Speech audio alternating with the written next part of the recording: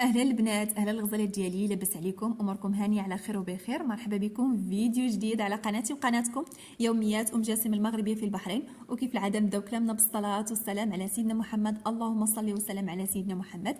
ومهم بنات، الفيديو ديال اليوم هذا النهار غنشارك معكم اول روتين في القناه. واحد الروتين ديال الحداقه مهم، اول مره غنشارك معكم هذا النوع ديال الفيديوهات في القناه اللي نتمنى انه يعجبكم. المهم اليوم كما قلت لكم غنشارك معكم النهار ديال التقديه. المهم راجلي الصباح مشى تقدى شويه ديال الخضره. المهم بنات، انا كنت باغا نمشي نتقدى معاه، ولكن حنا البنات مازال ما دخل عندنا البرد، مازال عندنا الحراره.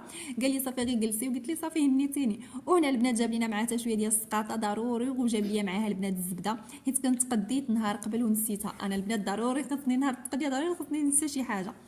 وصافي البنات هنايا غندوز باش نغسل الخضره ديالي. بالنسبه لراجل البنات راه ما عندوش مع الخضره بزاف، دائما كيجيب ليا معاه مطيشه، البطاطا والبصله والثومه، هذه هي الخضره اللي كيعرف راجلي. ولكن اليوم البنات راه زعم وجاب ليا معاه حتى خيزو والخيار، وجاب لينا معاه شويه ديال الديسير.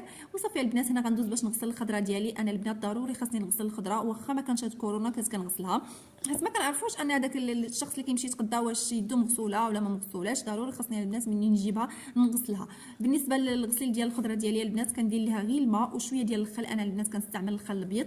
صافي البنات هذيك الخضره كامله كنكبها في هذاك في الحوض ديال الغسيل ديال الماء اللي كنكون غسلته من قبل. صافي وكنبدا نغسلها بالخل، وغنخلي وكنديرها البنات في الشبيكه حتى كتسقطر. عاد كنبدا ننظمها في الاكياس اللي كنديرهم في الثلاجه ولا شبيكات، مهم حتى كنخليها حتى تسقطر مزيان. والبنات هنا اليوم كذلك غنشارك معكم حتى التنظيف والتنظيم ديال الثلاجه ديالي، كيفاش منظمه الثلاجه ديالي بمنظمات بسيطه متوفره في الاسواق. والاهم في الشيء البنات هو ماشي انه يكون عندنا منظمات غاليه، الاهم في الشيء ان الانسان هو ينظم، يعني التنظيم داكشي يكون كل حاجه بلاصتها هي الاهم. وصافي البنات هنا غنبدا نغسل الخضره ديالي ونرجع لكم من بعد ما نغسل الخضره ديالي كامله. خليكم مع شويه ديال الموسيقى ونرجع لكم كما قلت لكم باش نبداو نغسلوا الثلاجه ديالنا.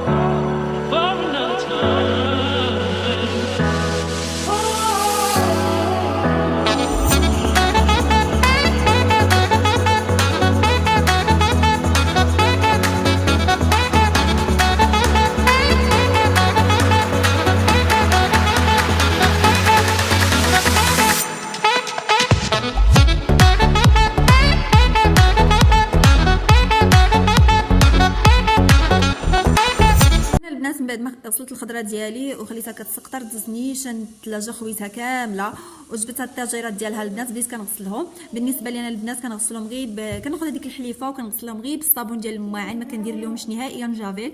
حيت البنات من الاحسن انكم ما ديروش جافيل الثلاجه، حيت فيما كتغسلوا الثلاجه ديالكم جافيل مع المده ما يبقاش داك اللون الابيض ديالها، كتولي البنات صفراء وكيوليو فيها واحد اللون يعني ما زوينش. يعني من الاحسن انكم تغسلوا شو سميتو الثلاجه ديالكم غير بالصابون راه كافي، يعني بلا ما نديروا حنا داك جافيل.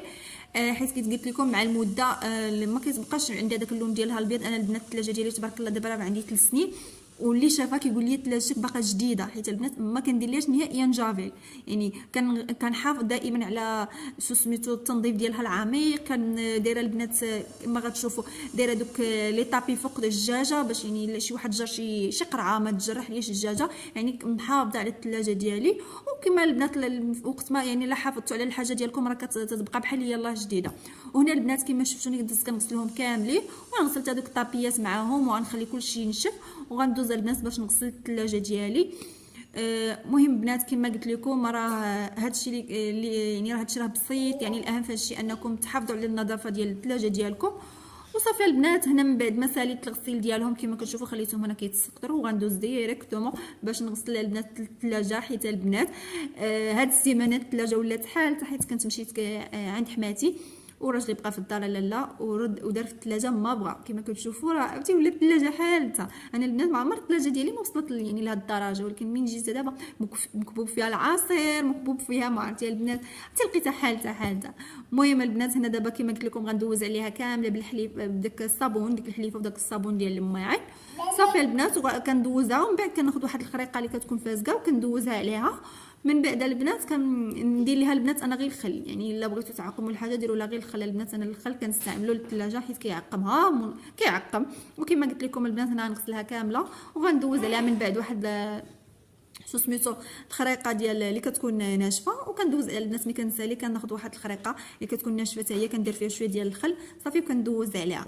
المهم بنات انا غنكمل العمليه ديالي حتى نسالي الثلاجه ديالي.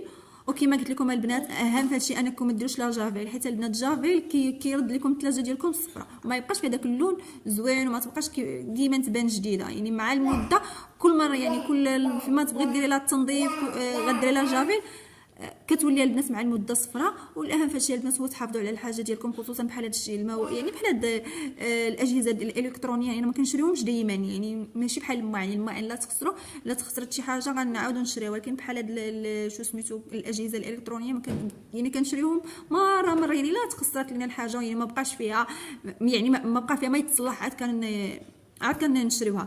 اما الحاجه عندنا باقا جديده نحافظوا عليها وصافي. كما قلت لكم الحاجه راه ما حافظتي عليها راه كتبقى جديده كيف دائما. اما دابا اللي كيشوف لنا الثلاجه ديالي كيقول لي واش باقا جديد، واش ثلاجتك جديده؟ تنقول لي لا ثلاجتي دابا راه عندها 3 سنين تبارك الله. ولكن البنات كنحافظ عليها وصافي البنات. كما هنا ساليت ليها كاع الغسيل بداك الحليفه ديال الصابون. دابا دزت باش نمسحها بالزيت اللي كيكون فازق وغنمسحها كامله وغنسالي غنعقمها البنات بالخير.